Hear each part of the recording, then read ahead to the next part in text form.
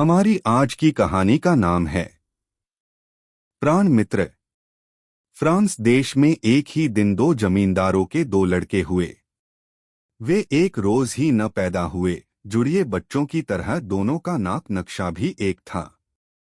उनमें से एक का नाम अमिस और दूसरे का अमिल था। जल्दी ही दोनों के पिता आपस में मिले और वे जान सके कि उनके पुत्रों में असाधारण समानता थी। तब से दोनों लड़के मित्र हो गए। जैसे जैसे समय बीतता जाता था वैसे वैसे उनका स्नेह भी बढ़ता जाता था। जब ये सयाने हुए तो दोनों मित्र राजा के यहाँ नौकरी करने निकले।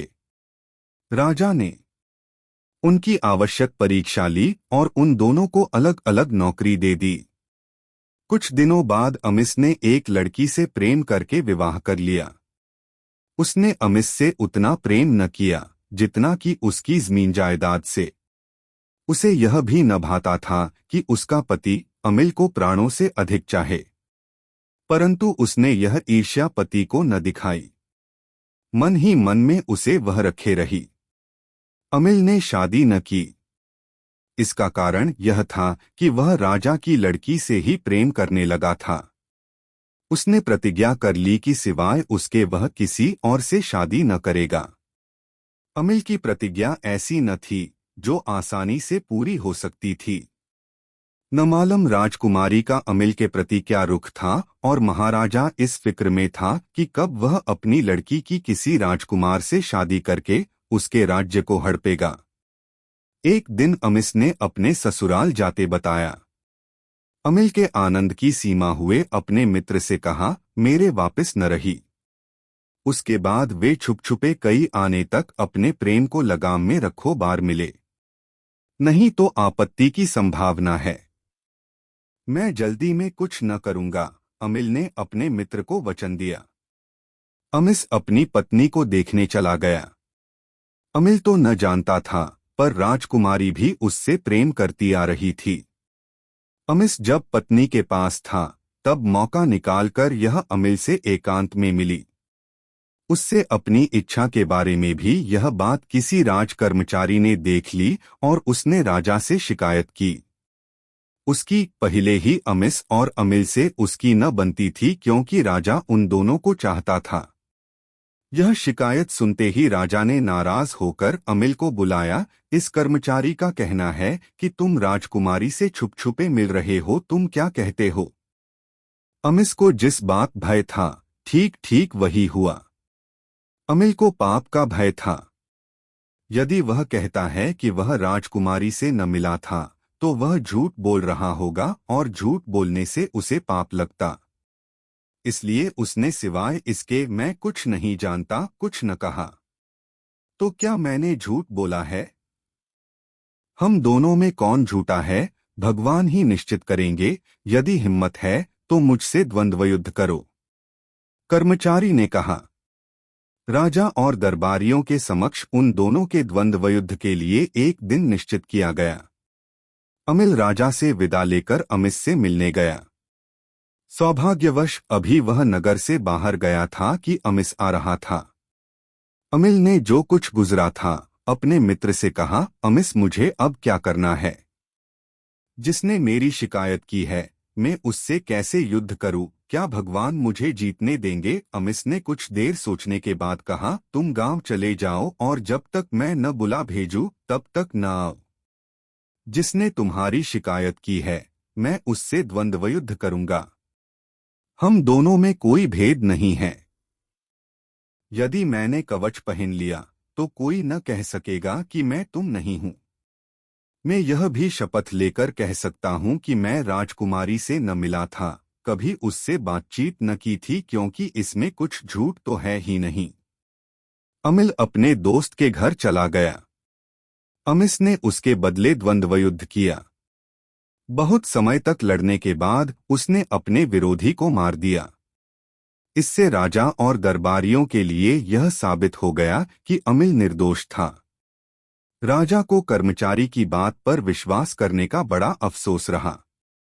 जो अफवाह उड़नी थी वह तो उड़ ही चुकी है, क्यों न महायोद्धा अमिल से अपनी लड़की से शादी कर दूं, उसने कहा। अमिस ने अपने मित्र को खबर भेजी। उससे नगर के बाहर मिलकर सारी बात कह भी दी। अमिस के कारण अमिल निंदा से तो बचा ही, उसकी एक ऐसी इच्छा भी पूरी हो गई जो उसने सपने में भी न सोचा था कि पूरी होगी। हो के अमिल की जब राजकुमारी से शादी गई तो उसने अपनी पत्नी से अमिस किए हुए उपकार के बारे में कहा। सुनने के बाद उसने कहा, वाह कैसा मित्र है, उसका ऋण चुकाने का मौका हमें कब मिलेगा। उसने कहा। सब कुछ दिनों बाद दोनों मित्रों ने राजा की नौकरी छोड़ दी। जो कुछ उन्होंने कमाया था उसे लेकर अपनी जगह चले गए। अमिल राजकुमारी के साथ आराम से जिंदगी बसर कर रहा था। उनके 2 लड़के भी हुए। उनके वे अच्छे दिन थे। परंतु अमिस का भाग्य अच्छा न था। उसकी पत्नी को उसकी परवाह न थी, परंतु उसने यह बात किसी को न जानने दी। इतने में अमिस को कोढ़ हो गया। उस बीमारी की चिकित्सा न थी। जब अमिस इस दुस्थिति में था तो उसकी पत्नी का उसको और अच्छी तरह देखना तो अलग, उसने उसे दूर एक झोपड़ी में रख दिया। उसकी देखभाल नौकर चाकर भी ठीक तरह न करते, भोजन भी उसे ठीक तरह न देती। मुझे क्यों यो तंग करती हो? मैं बहुत समय न जीऊंगा। जब तक मैं जीवित हूँ कम से कम मुझे अच्छी तरह खाने के लिए तो दो। अमिस ने अपनी पली के पास कहला भेजा।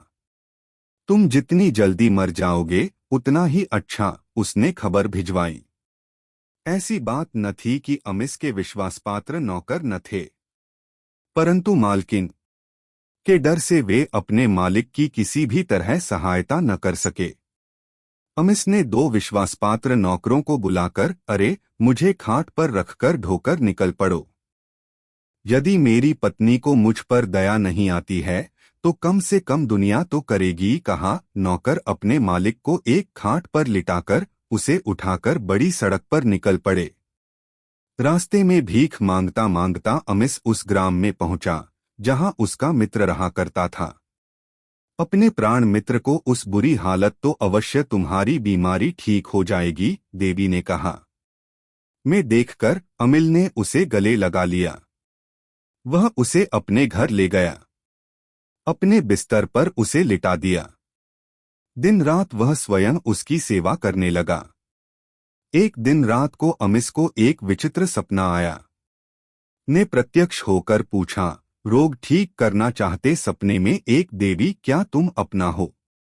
हाँ अवश्य, अमिस ने कहा। यदि तुमने अपने मित्र के लड़कों को मारकर उनके रक्त से स्नान किया, मैं इसके लिए कभी न मानूंगा। अमिस जोर से चिल्लाया। बड़बड़ाता वह उठ बैठा, परंतु अमिल तो जगा ही हुआ था। उसने मित्र का बड़बड़ाना सुना। तुम किसके लिए मना कर रहे हो अमिस? उसने पूछा। यूं ही एक सपना था, अमिस ने कहा।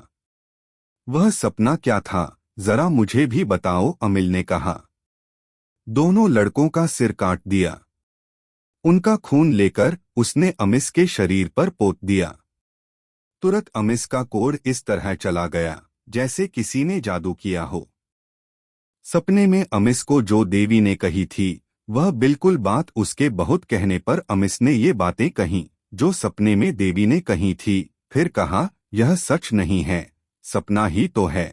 अमिल ने इधर उधर की बातें सुनकर अमिस को सुला दिया। वह सवेरे तक सोचता रहा। फिर वह उस जगह गया जहां उसकी पत्नी व लड़के सो रहे थे। पत्नी को उठाकर उसने कहा। अमिल ने अपने मित्र से कहा, हमारे मित्र अमिस के, भगवान की कृपा से तुम्हारी बीमारी ठीक हो गई है, चलो हम गिरजाघर चलें, भगवान की प्रार्थना करें। उसने अमिस को अपनी सबसे अच्छी लिए प्रार्थना करके आओ। उसके गिरजाघर की ओर जाते ही अमिल ने तलवार निकाली, फिर वह उसके साथ निकल पड़ा। जब वे गिरजाघर के पास पहुंचे तो अमल की पत्नी बाहर आती हुई दिखाई दी। जब दोनों मित्र भगवान को नमस्कार करके आए तो वह भी उनके साथ चली। घर पहुंचने पर उसने अपने पति से पूछा, हमारे मित्र की बीमारी कैसे ठीक हो गई? जो कुछ गुजरा था अमिल ने कह सुनाया। उसकी पत्नी बहुत दुखी हो रही थी। पर अपने दुहक को रोकते हुए मुझसे पहले जो कह दिया होता मैं भी पास ही होती। मैं सोच ही रही थी कि कब हमें उनके उपकार का ऋण चुकाने का मौका मिलेगा। वह अब इस प्रकार मिला।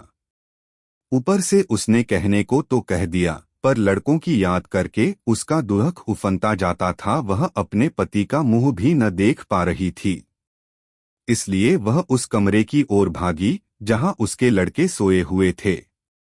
परंतु उस भयंकर दृश्य की कल्पना मात्र से वह भयभीत थी। उस कमरे में पैर रखते ही उसको डर होना तो अलग आश्चर्य हुआ। उसके दोनों लड़के बिस्तरे पर बैठकर कोई खेल खेल रहे थे। उनके गले पर लाल लकीर अवश्य थी। उस दिन उस घर में एक ही समय में दो दिव्य चमत्कार हुए। एक ऐसे कोढ़ का निवारण जिसकी कोई चिकित्सा न थी, और दूसरे मरे हुए दोनों लड़कों का पुनर्जीवित होना।